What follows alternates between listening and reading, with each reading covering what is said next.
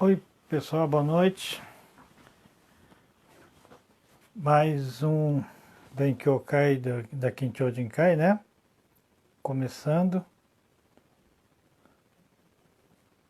Espero que, será que tem alguém já assistindo? Se tiver, puder comentar se está saindo, se está indo no ar, se tem, o som tá bom. Ah, acho que não tá ligado não, peraí.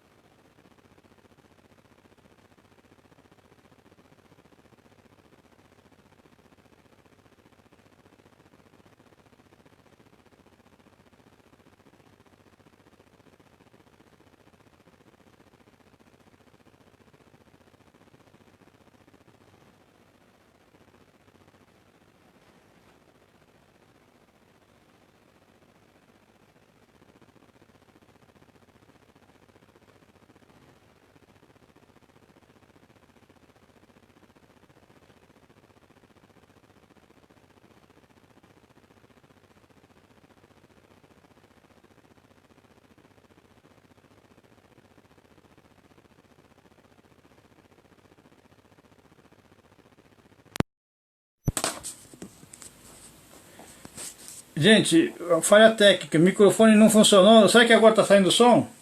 Consegue mandar? Mensagem. Eu estava usando o microfone, acho que o microfone falhou.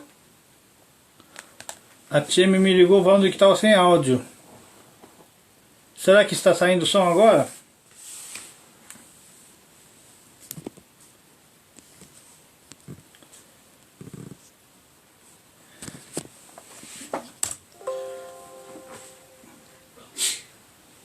Bom, desculpe a falha, vamos voltar para o início da história. Hoje a história do seu Koei Afuso, tá? E o senhor Koei Afuso é irmão da Mitsuko Afuso, que a gente fez homenagem umas 3 semanas atrás, tá? Seu Koei diz aqui no texto que veio para o Brasil em 1933, junto com a mãe, Suramaka, mais 4 irmãs menores e o padrasto, seu Saburo. Era um grupo de 7 pessoas no Brasil. Ele estava com 20 anos, né? E diz que passagem dele, da família, foi custeado pelo governo japonês, e além de passagem sendo totalmente custeado, cada imigrante recebia 50 ienes. 50 ienes na época era bastante dinheiro, tá, gente? Não é pouca coisa não, bastante dinheiro. E na memória dele, ele acha que foi dia 3 de fevereiro, né? Embarcou no navio Manila Maru, de 13 mil toneladas, com provavelmente na memória dele 1.788 pessoas. Uma memória boa, né? Depois de 60 anos, lembrar número tão preciso. 1.788 pessoas, imigrantes. Passou em Hong Kong, Singapura e vários portos até chegar em Santos depois de 64 dias. Chegou no dia 14 de maio. Ele lembra muito que na despedida de Okinawa o pessoal fala, vai ganhar dinheiro, tal, volta, né, com um bom dinheiro no bolso, tal, essas coisas. Ele lembrava desse despedida. O pai dele, não o Saburo-san, mas o pai dele, Matazo, emigrou para Filipinas em 1918. Pela data de nascimento do seu Koei-san, que é de 1914, provavelmente quando ele tinha 4 anos, o pai deixou a mãe e o filho e migrou para Filipinas, tá? E depois, em 1929, ele não lembra com precisão, 29, 30, retornou para Okinawa um tempo, mas logo depois já voltou para Filipinas, né? E quando um pouco mais em 1933, ele com as 4 irmãs menores, né, veio para o Brasil. Mas só que, como na vida deles, o pai estava fora e cuidava dos menores e tal, e na cidade de Kim, era uma coisa, segundo o que ele disse, era muito comum. Então, imigração para ele era uma coisa mais que processo até que natural. Enquanto eu estava trabalhando com o Dichan na agricultura, na verdade, estava trabalhando já esperando oportunidade para vir para ir para o exterior. E quando descobriu que o governo japonês estava financiando integralmente a passagem, né, aí foi o empurrão que faltava. Logo veio para o Brasil, foi para a região de linha de Mogiana. Eu não consegui achar a tradução correta, porque está escrito Itubecker. Nunca ouvi falar de um lugar chamado Itubecker, Santa Mira. Santa Mira, Itubecker, na linha Mogiana. Trabalhou 1 ano na plantação de café, e aqui ele conta dificuldades, que tinha que sair da casa, sentido a plantação, 5 horas da manhã, como era distante, né, tinha que sair 5 horas, tinha que levar água de beber, né, e vários utensílios, instrumentos e tal. Só bagagem já era um peso bastante grande. Só de de chegar no local de trabalho, disse que já era um trabalho bastante pesado. Trabalhava até as 4 da tarde, quando tocava sino do fim do dia. Mesmo trabalhando muito, disse que ele não conseguia juntar dinheiro. Trabalhava e não conseguia juntar dinheiro. E no final acabou até fazendo pequena dívida. Dando uma parada. Vocês sabem por que eles faziam dívida, né? As fazendas geralmente ficavam muito distantes das cidades, né? E necessitava que o pessoal consumisse, todas as compras eram feitas no armazém do próprio dono da fazenda. Então você pendurava, fazia tudo fiado. Dia de pagamento tinha que pagar o fiado. E muitas vezes o fiado era maior do que o salário do mês, né? Por isso que muitos imigrantes nisso acabavam virando, trabalhavam o mês inteiro e ficava devendo para o patrão. Bom, o mais grave na época, esperamos só que tem mais um associado. Alô? Era Hajime-san. Bom, desculpa aqui. Só que o maior problema que ele relata nesse texto é sobre a malária. Diz que muita gente pegou malária e numa comunidade de 88 pessoas, que 84 pegaram malária. E num ano chegou a morrer mais de 10 pessoas. Diz aqui algo em torno de mais que 10 pessoas em um ano só.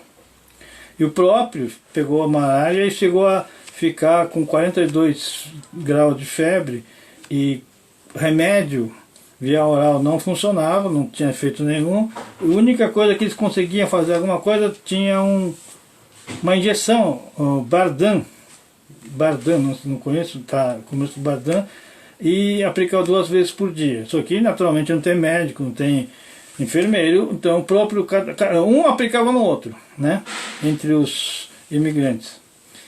E não sabe nem como é que conseguiu sobreviver e sair desse local aí. A segunda parte diz, olha, que queria até fugir, mas não tinha nem como fugir, não tinha nem o mínimo para poder fugir, né? Bom, na cabeça dele, não é só dele, praticamente todo imigrante tinha esse problema, tinha que mandar dinheiro para o Japão quanto antes, porque famílias estavam necessitando, aguardando esse remessa. Muitas vezes ele fazia algumas dívidas para poder vir para cá, e essas dívidas não conseguia mandar de volta para lá, não conseguia remeter. Então passava, sabia que tinha que mandar de volta, mas não conseguia, porque para sobreviver aqui estava com muita dificuldade. Então passando 10 anos, 20 anos, e a vida deles não mudava, não tinha muita avaliação, não tinha muita melhora.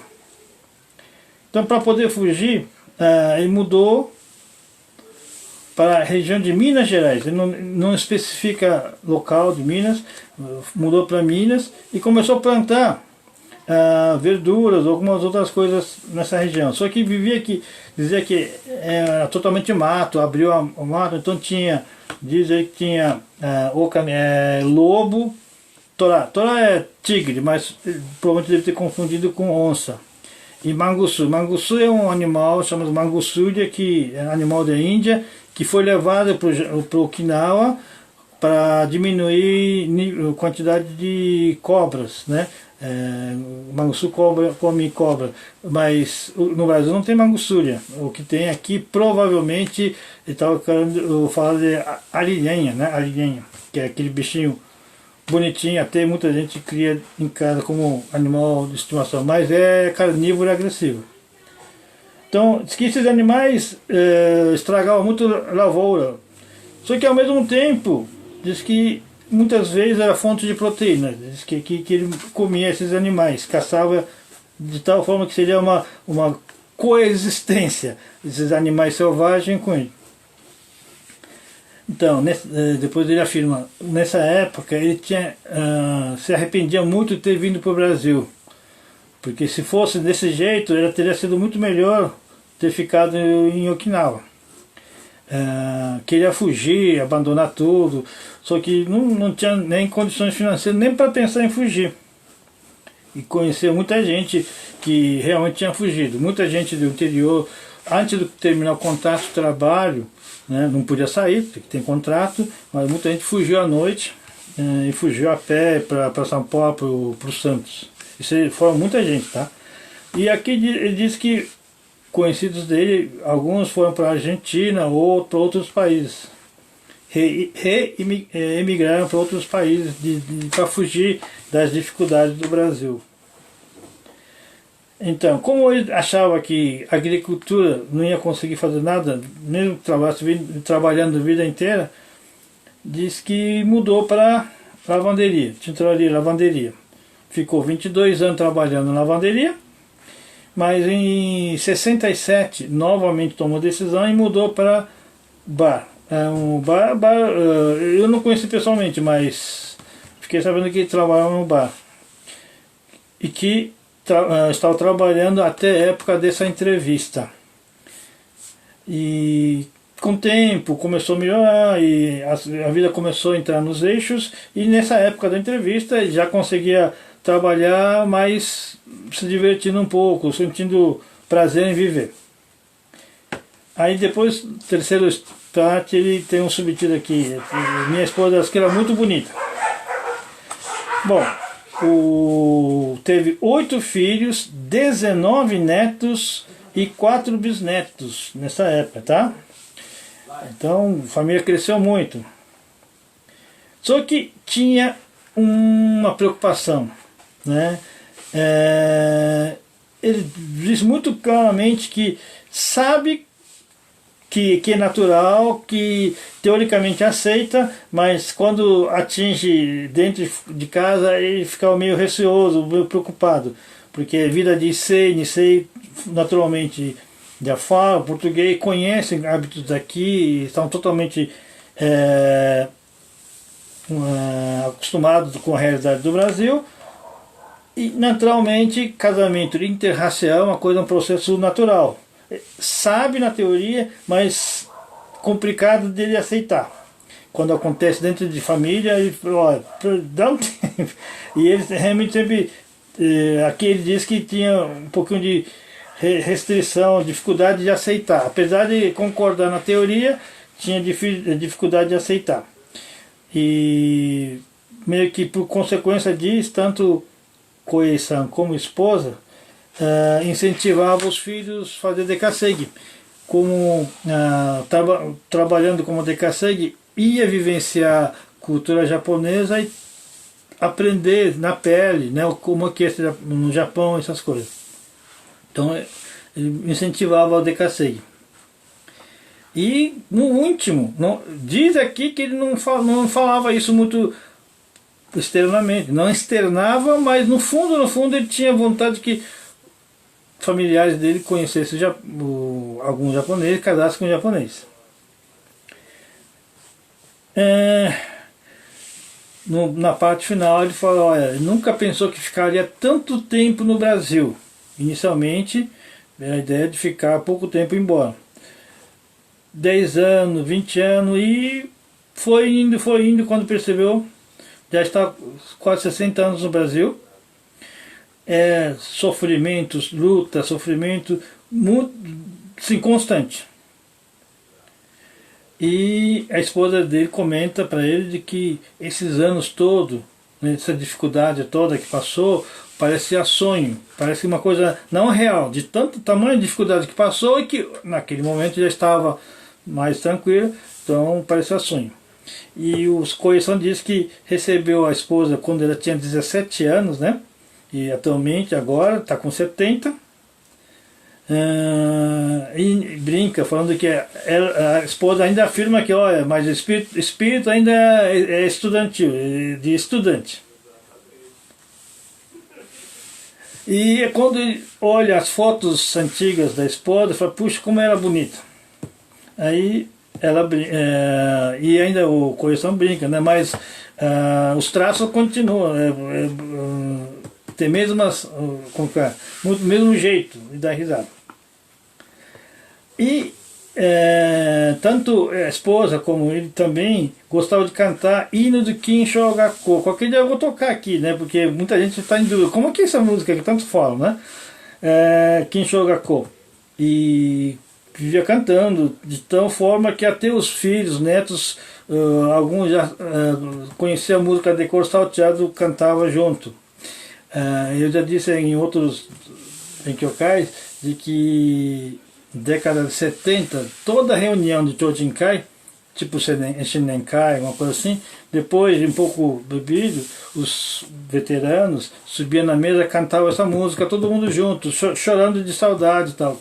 Música do hino da escola Kim Shogako. Aí aqui no trecho final eu começo cantando a primeira estrofe, que é Midori Shitataru Okawa, tá? Então isso é a vida do Sokoei. Só que eu descobri que me disseram que o Sokoei é irmão da Mitsuko-san. Só que não havia nenhum registro onde eu pudesse confirmar todas essas informações. Aí eu fui cruzar todas as informações de 3, 4 livros que eu tenho e eu consegui entender. O Sokoei, o pai dele foi para a Filipina quando era pequeno. Muito provavelmente a mãe, devido à ausência de tanto tempo, acabou casando com uma outra pessoa que num dos livros está escrito Shimabuku, mas deve ser Shimabukuro, o seu Saburo. Casou com o Shimabukuro Saburo-san, teve mais 4 filhos. Tem um livro que diz que tem um filho. E ela, no entrevista do Koei-san, diz que são 4 irmãs, né? Mas não tem livro que tem nome de um filho, não sei qual que é o certo. E o pai do Saburo-san, ou do Koei-san, depois de ir para a Filipina, casou lá e lá nasceu Mitsuko-san, que é pai do Jorge, do pai do Paulo.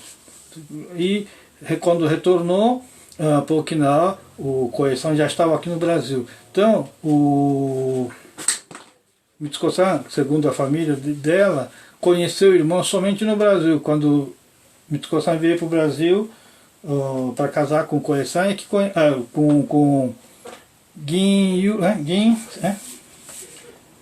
esqueci o nome do pai do Gin Toku-san.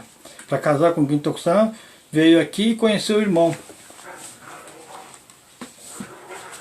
Se caso estiver alguma coisa errada, a família me comunique, tá? Eu que consegui levantar nos livros que eu pesquisei.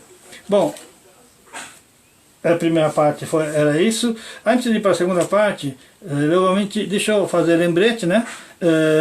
Quem quiser participar do grupo de WhatsApp para receber comunicados tal, online, manda mensagem no Facebook mesmo, o pessoal já inclui no grupo WhatsApp.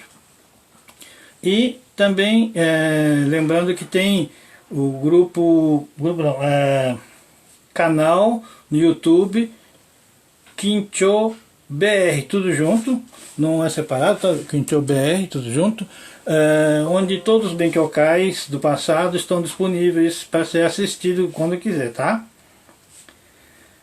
Bom, segunda parte é sobre Seinentai.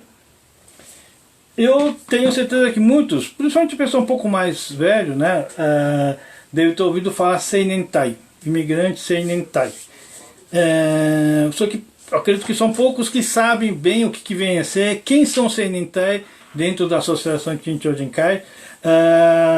Aí, história, vou começar desde o começo para o pessoal entender bem por que nome Seinentai.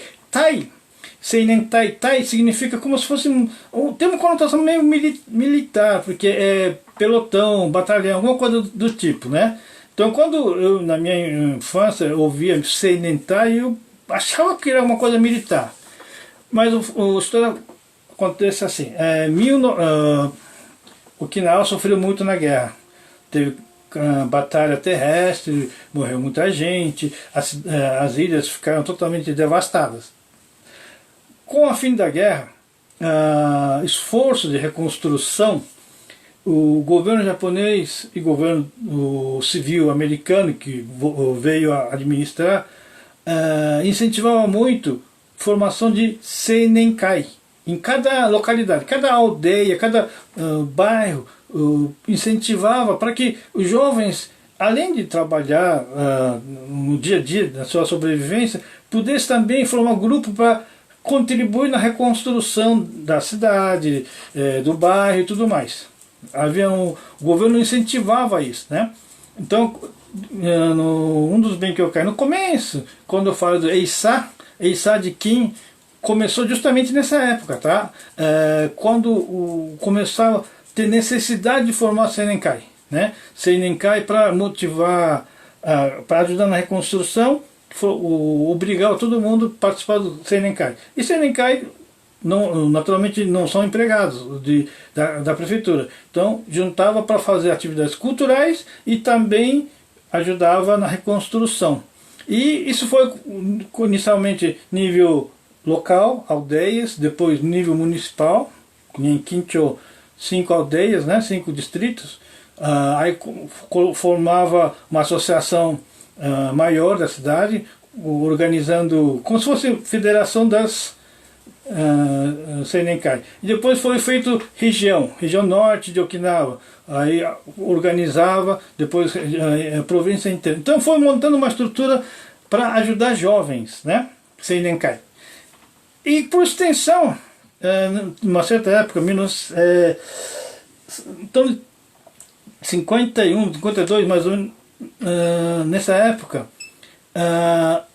o resto do Japão já tinha bastante trabalho nesse sentido, de fazer trabalho com jovens, fazer centro de treinamento para profissionalização desses jovens e tudo mais. E Okinawa, pós-guerra, tudo destruído, queria fazer, mas não tinha estrutura. Então o governo ajudava e foi mandado o primeiro grupo de Seinentai que saiu de Okinawa, foi para Naichi. Durante 5 anos foram mandados 47 jovens espalhados no Japão para, nesse centro de treinamento, receber treinamento desde técnicas agrícolas um pouco mais modernas, aprender a usar trator, que ainda não tinha, microtrator. Esses treinamentos voltados mais para a agricultura e também para obra civil, do tipo rodovias, pontes, represas, né? Fazer tipo, meio que ensinando para o Senai, espírito do Senai. Metade do tempo trabalha, metade estuda, né? Recebe uma pequena remuneração e vai continuar trabalhando e continuar estudando. Só que no regime militar. E em 55, acho que foi construído o primeiro centro de treinamento em Okinawa. Aí a partir daí não andou mais para o Nihon. Eram recebidos jovens, ficava no internato, segundo relatos, 5h45 tocava sinal para acordar. E 8 horas café da manhã. Só que até 8 horas tinha reuniões, enfileirava no pátio, avisos do dia, tal, corrida de 2.000 metros, uma corrida matinal de 2.000 metros, alguns exercícios, faxina, né, no quarto, no pátio, depois café. Depois do café ia para plantação, alguns dias lavoura, alguns dias em obras. Nessa época, por acaso, na parte da reconstrução de Okinawa, região próxima, na região norte, onde é Kin e tudo mais, nessa região tinha obra de 4 represas. Estava tendo 4 obras de represas, então o Seinentai era deslocado para fazer treino em prática. Obra, mexendo no trator, máquina, tudo mais. Então essa gente era treinado. Depois tinha que buscar seu emprego ou tentava encaixar. Só que não bastava só treinar, porque oportunidade de emprego era difícil. O Okinawa, pós-guerra, estava realmente muito deficiente em tudo, né? Comida, moradia, emprego, tudo mais. Então daí mandar os jovens para imigração para fora foi um empurrãozinho, né? A primeira turma do Seinentai saiu de Okinawa em 1957. e veio para o Brasil em 57, dia 11 de abril de 57. Primeira turma veio com... antes de falar do vir para o Brasil, o governo de Okinawa, provincial de Okinawa, pedindo auxílio dos países aqui da América do Sul para recebê-los, né, como imigrante, fez um acordo com a Associação Okinawa do Brasil, o antecessor do Okinawa Kenjinkai. Hoje é Okinawa Kenjinkai, né? A associação antecessor chamava Associação Okinawa do Brasil. Aí o dirigente da época aqui fizeram muito esforço e fizeram um acordo com o governo de Okinawa que poderia mandar até 100 jovens por ano. Que no caso a Associação Okinawa aqui do Brasil ia dar um jeito de absorvê-los e encaixar, né, arrumar emprego para todos eles. Então em 57 estava programado vir em 100 e vieram acho que 3 ou 4 grupos, né, e turmas, né, que eu traduzi como turmas. E no primeiro ano chegaram 98, quase completou a cota de 100 jovens. Então eles treinavam, são 6 meses de treinamento, vinham para o Brasil. E fiz uma lista, na última, inclusive anexei a lista um dia depois do restante do artigo. E eu fiz o levantamento de quais pessoas que tinham saído de Kim, né? E eu encontrei 18 pessoas que vieram para o Brasil, de Kim, como Seinentai. Aí, Seinentai, qual a característica, se for analisar olho assim, com um pouco de frieza, sobre o restante do imigrantes, né? Só que, vamos, em vez de só conversando, vamos mostrar alguma coisa de imagens. Desculpe, isso aqui é do Koei-san, tá? Voltando um pouco, só para mostrar algumas fotos. Isso aqui é foto do Koei-san na região de Mojiang, quando produzia arroz. Koei-san, no livro diz que seria essa pessoa, mas tenho quase certeza que não é ele, né? O Koei-san é um senhor baixinho, então provavelmente esse do meio aqui.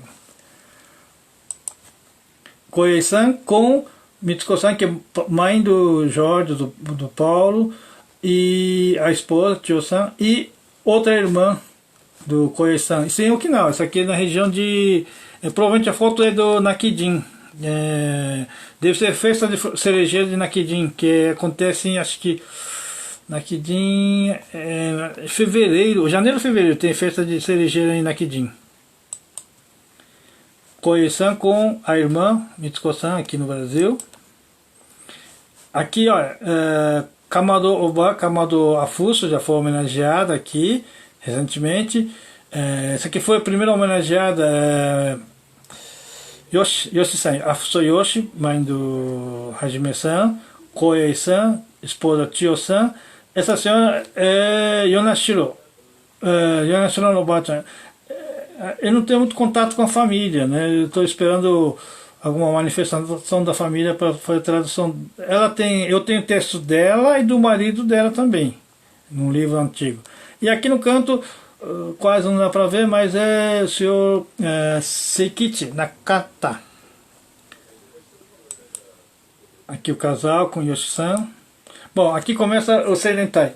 Então, no Seinentai, entre outras coisas, treinava trator. Trator é uma coisa que no Okinawa não tinha, antes da guerra não tinha, tá? É uma novidade da época. Só que também tinha treino de usando o cavalo, tá? Tá no terra com o cavalo.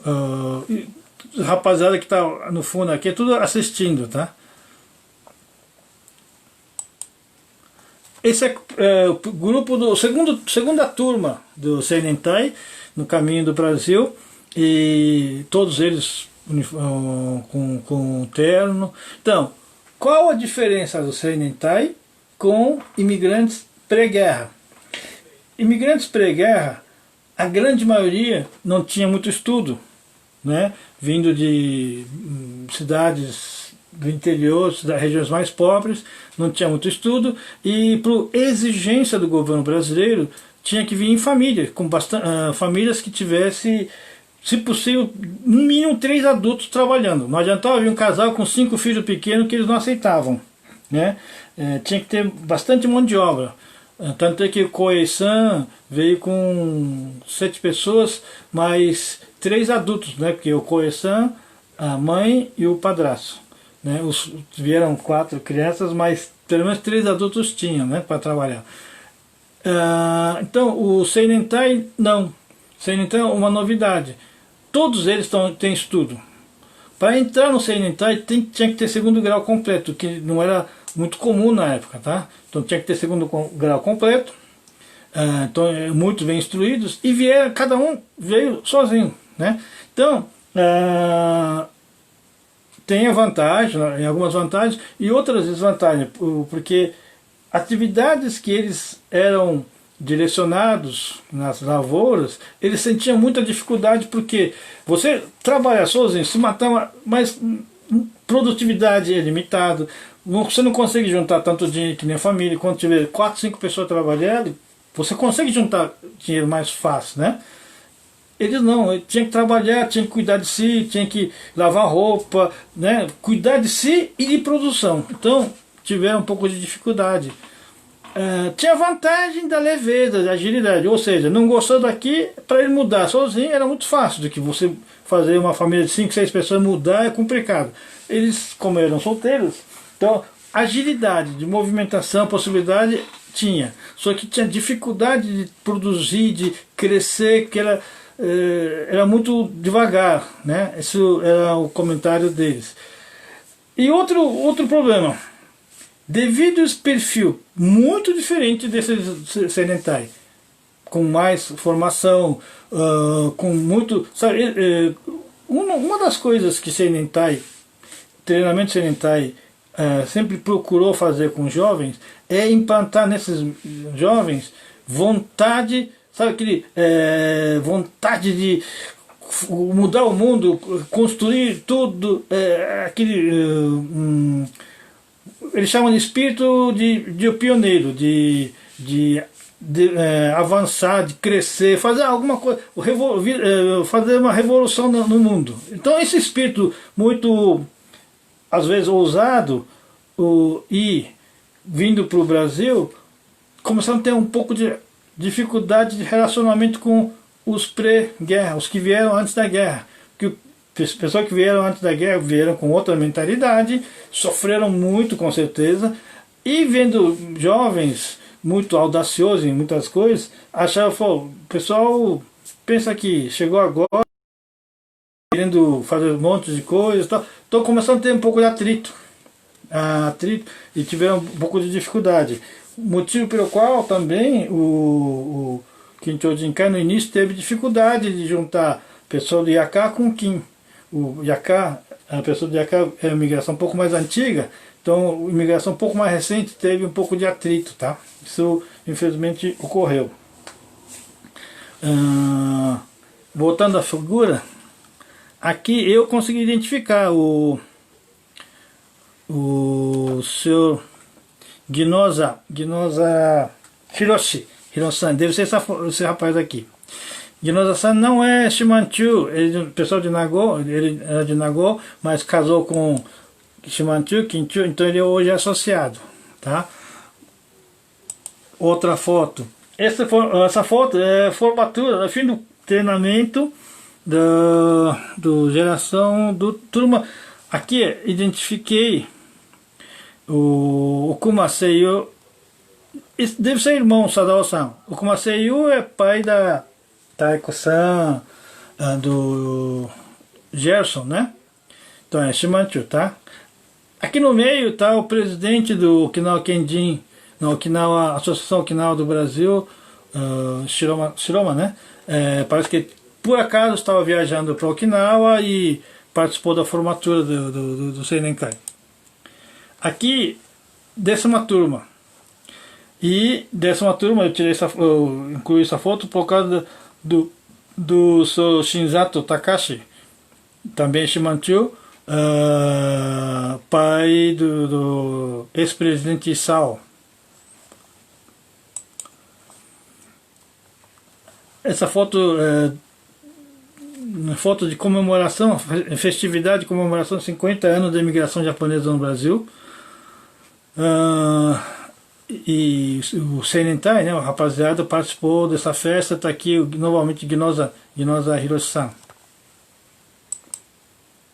Aqui está uma foto um pouco mais recente. Lá no Diadema, eles plantaram, cada turma plantou uma árvore, não sei como que está as árvores, mas essa aqui é a nona turma, e aqui está o nosso Shimanchu colega, o falecido, né, o Okuma Seiyu. Aqui, grupo do 10ª turma, e Shinzato Takashi está aqui. 11ª turma, provavelmente a última turma do Shimanchu, que é o Maeda, o senhor Maeda, mora no Carral. Maeda, me fugiu o nome, Maeda-san. Bom, então, eram essas fotos que eu publiquei, né? Até agora há pouco eu estava explicando sobre a diferença da imigração antiga e imigração pós-guerra, principalmente o Seinentai. E só que, por outro aspecto, existem alguns autores que já li em vários livros sobre a vinda do Seinentai. A vinda do Seinentai, na opinião de alguns, foi um sopro de frescor para uma comunidade colônia japonesa. Colônia japonesa que estava tendo um problema muito sério aqui no Brasil. Primeiro, na Segunda Guerra Mundial, o Japão era um país inimigo, então muita gente começou a ter problema de, aqui no Brasil, moradia, relacionamento com o brasileiro e tudo mais. E além de tudo isso, teve, alguns já devem conhecer, divisão da colônia em Katigumi e Makegumi, né? Os que aceitavam a derrota, outros que não aceitavam a derrota. E essa briga durou muito mais tempo do que uma coisa razoável, foi muito além do razoável, realmente chegou a ter assassinato e tudo mais. Nessa época, então o clima da colônia japonesa em geral não estava muito legal. E a vinda de jovens, sabe, que serviu de um sopro de frescor, de renovação, de ideias novas energias. Tanto é que com a vinda do Seinentai, nessa fase, final da década de 50, início de 60, começou a ter muitas atividades esportivas, campeonato de vôlei, que no Brasil não se praticava muito, mas no Japão já praticava bastante, voleibol, beisebol, atletismo, praticava campeonato de Okinawa Sumo, né? Quem não conhece Okinawa Sumo não tem nada a ver com Sumo do Nihon, tá? Não precisa usar tanga não, usa o kimono de judô, tem a faixa, tem umas regras um pouco diferentes, mas é chamado Okinawa Sumo. Então começou a ter muita atividade de Okinawa Sumo, muito esporte liderado para o grupo do Seinentai.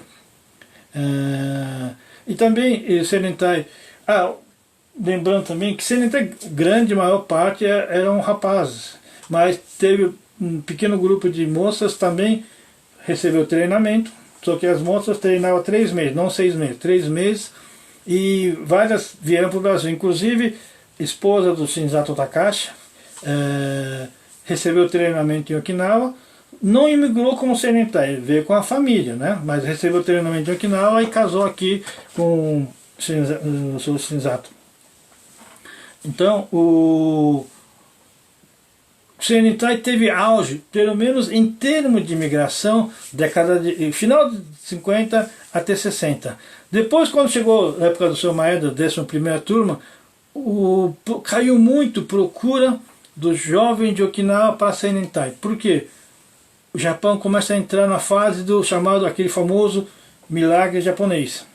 Então, começou a ter uma fase que emprego não faltava mais, né? As indústrias, só que não em Okinawa, tinha que ir para trabalhar, mas começou a ter bastante oferta de emprego, a economia do Japão começou a melhorar, então diminuiu muito a procura dos jovens para a imigração, e foi minguando, de tal forma que última leva para o Brasil, acho que foi 14ª turma, aí o Seinentai não mandou mais gente, né? Senentai continua até hoje. Está na turma 157, assim, mais ou menos 160, 160, número 160 turma, tá? Só que foi se modernizando. Hoje treinamento não são mesmo as coisas. Eu sei que tem treinamento de piloto de drone, né? Tem grupo que treina para poder pilotar drone, né? Entre outras coisas, deve ter muitas outras atividades. Só que todos, o que mantém Senentai Okinawa, espírito meio que militar, rigor, internato, e faz um treinamento mais disciplina do que outra coisa, tá? Bom, então, no final do material que eu mandei, o artigo que eu publiquei, tem lista dos Shimanchu que vieram, muitos que vieram, foram embora. Inclusive foi bom falar nisso. Eu fiz a lista, publiquei, só que ouvinte, inclusive deve estar ouvindo, tem gente na Argentina que ouve o nosso programinha, né? E alertou o seguinte: na lista tem 3 Senentai que, segundo este livro, do próprio Senentai, Associação do Senentai, diz que foram para a Argentina. Do Brasil migrou para a Argentina, mas o nosso Shimanchu de Argentina diz que não foi para lá, tá? Então, corrigindo, Ginoza Shinzo e Yamashiro Seijun, que na lista consta como reemigrou para a Argentina, corrigindo, não foram, tá? Foram para a Argentina, segundo o nosso Shimanchu de Argentina pediu para corrigir, tá? Infelizmente publicado não dá para corrigir, mas corrigindo, esses 2 não foram para a Argentina, provavelmente deve ter voltado para Okinawa. E muita gente deve conhecer, quem de São Paulo conhece o espetinho sashimi, né? Seu Yasutomi. Eu não sabia disso, eu fui descobrir que ele também recebeu treinamento de Senentai. Eu nunca perguntei para ele, nunca soube, nunca me falaram, mas na lista do livro consta seu Yasutomi como ter recebido treino Senentai. Então, são novidades que fui descobrir por acaso. Tá bom? Infelizmente ainda não decidi para o assunto para a semana que vem. Vou pensar nos próximos dias e vou preparar depois. Tá? Desculpe o tempo, os 45 minutos, ficou mais do que esperado. Espero que tenham gostado. E hoje, recebi um comunicado da prefeitura. Eles pediram que eu fizesse apanhado de todos os Benkyokai que tenho feito, e que, apesar de estar escrito tudo em português, eles querem cópia para arquivar na prefeitura. Espero que mais gente tenha gostado, né? Esteja gostando. Tá? Então vou providenciar envio do material para a prefeitura. Já tenho mais ou menos, deve ter uns 40 páginas, né? Eu vou preparar o material e mandar para a prefeitura. Bom, obrigado por ter a paciência de ouvir até agora, e semana que vem a gente está de volta. E manda mensagem, depois eu leio tudo, caso tendo necessário eu respondo a todos vocês, tá bom? E convide mais gente, tá? Semana que vem, a homenageada, o homenageado, hoje é Koinov. Ixi, eu preciso ver como é que ficou. Semana que vem eu vou falar do Afuso Seishichi. Desculpe de novo, porque família Afuso é muita gente, tá? Afuso Seishichi é pai do Hajime-san. A vida é só a turma toda aí. Eu vou fazer Seishichi. É um livro que peguei depois. E na outra semana devo fazer do Nakama Tatsuo. Elaine, vou fazer do seu tio, tá? Nakama Tatsuo. Na outra semana eu acabei de receber a autorização fazer do seu Shinzato Takashi. Tá bom? Bom, Então até semana que vem. Obrigado pela audiência. Até mais.